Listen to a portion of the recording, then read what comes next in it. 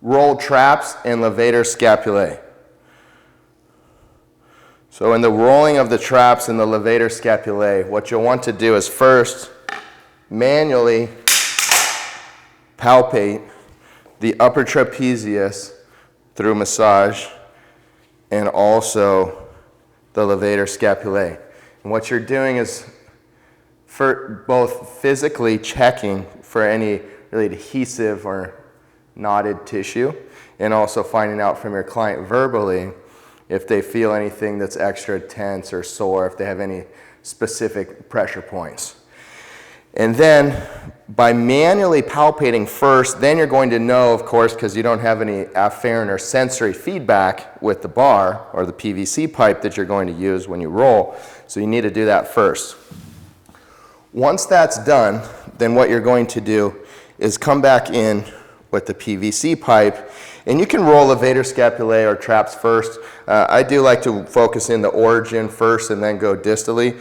So you could start here in the levator scapulae, and you can have the client tilt their here, like right ear to right shoulder, so you're focusing on the left side, and they can also slightly come down so that that levator scapulae comes into an elongated position. And then you can just go dry with the PVC pipe. And the PVC pipe, the smaller diameter it is, the more intense the stimulus is going to be, because the pressure point is going to be, the contact point is going to be even smaller.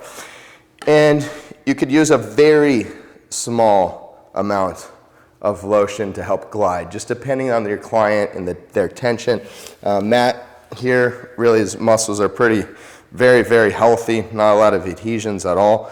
So I can push with decent pressure, not too concerned about using any type of moisturizing cream to create less friction. So you're just going to roll through that levator scapulae. Obviously, when you're pushing, you don't want to just push into the client's cervicals. You kind of want to roll down and then roll back up, just rolling the tissue down and back up. And the other thing is that when you find a spot that's adhesive, or you remember from palpating, you can just stop and focus rolling back and forth on that part that's adhesive.